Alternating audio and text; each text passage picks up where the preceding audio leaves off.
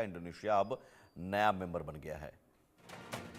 आगे बढ़ते हैं। आज दिल्ली चुनाव की तारीखों का ऐलान होगा। दोपहर 2 बजे दिल्ली में चुनाव का ऐलान होगा और चुनाव आयोग प्रेस कॉन्फ्रेंस करेगा। प्रेस कॉन्फ्रेंस करके चुनाव की तारीखों का ऐलान करेगा। दिल्ली में एक ही चरण में चुनाव संभव है। ये बताया जा रहा है कि 6 फरवरी की तारीख हो सकती है वोटिंग की। 6 फरवरी को वोटिंग हो सकती है। 8 फरवरी को मतगणना, यानी 8 फरवरी को पता चलेगा दिल्ली किसकी है, दिल्ली में किसकी सरकार बनने जा रही है। 70 सीटों पर दंगल, और दंगल की शुरुआत वैसे पहले से ही हो गई। 2 महीने पहले से ही आम आदमी पार्टी की तरफ से अरविंद केजरीवाल कैंपेन चला रहे हैं। सीएम पद से इस्तीफा देने के बाद ही सभी सीटों पर उम्मीदवारों के नामों का ऐलान आम आदमी पार्टी ने कर दिया है, जबकि बीजेपी ने एक लिस्ट जारी की है। 29 कैंडिडेट्स उतारे हैं, 48 कैंडिडेट्स कांग्रेस ने उतार दिए हैं। दोनों बीजेपी और आम आदमी पार्टी की तरफ से पोस्टर वॉर जारी है। कई मुद्दों को लेकर वार पलटवार का दौर जारी है। वहीं घोषणाएं भी आम आदमी पार्टी ने कई सारी की हैं। मुफ्त घोषणाओं के बल पर आम आदमी पार्टी की सरकार पहले भी आती रही है। बिजली पानी मुफ्त जैसी कई ऐसी घोषणाएं की।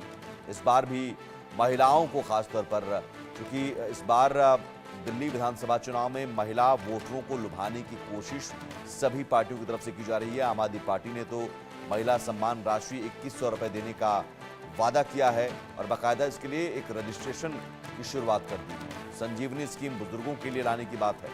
तो देखना होगा कि इस बार दिल्ली के दंगल में बाजी कौन मारता है। और आज तारीखों का ऐलान। चुनाव आयोग कर रहा है और दिल्ली में निष्पक्ष चुनाव होंगे।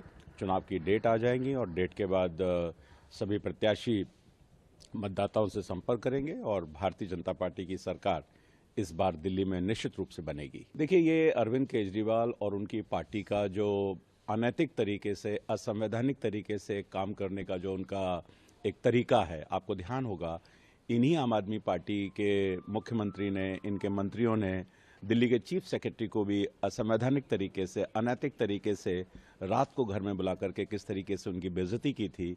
तो ये प्रेशर टैक्टिक्स के कारण और जिस तरीके से दबाव बना करके क्या उससे निकलवाना चाहते हैं, क्या गड़बड़ियां कराना चाहते हैं, और ये ठीक ही उन्होंने लिखा है कि आपको अगर कुछ भी चाहिए तो सरकार में कानून है, संवैधानिक स्थिति है, आप लिख करके करिए, जो आपको कहेगा मिलेगा।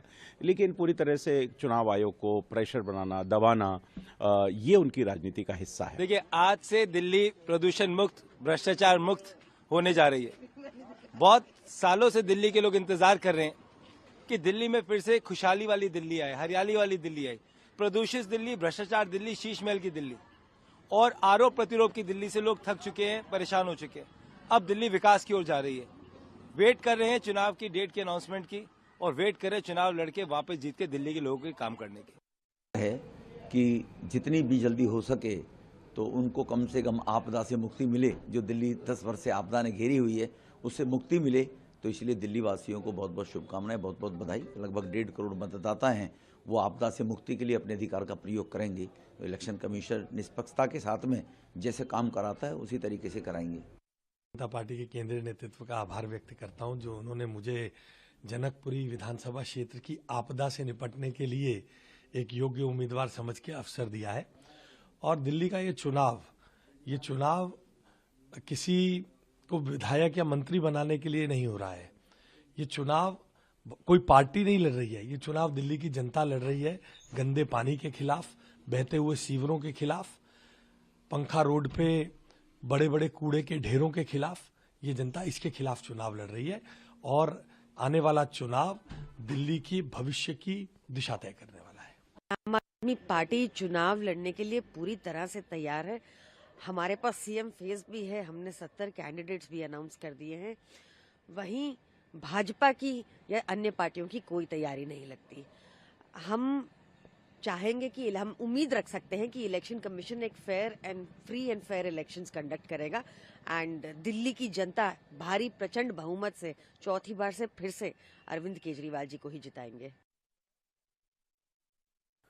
ये तमाम रिएक्शंस अलग अलग पार्टियों की तरफ से, और जाहिर है दिल्ली के दंगल में चुनावी तैयारी में सभी पार्टियां जुटी हुई हैं। और अब तारीखों के ऐलान का इंतजार। दोपहर 2 बजे तारीखों का ऐलान होगा। सूत्रों के मुताबिक 6 फरवरी को वोटिंग और 8 को मतगणना होगी।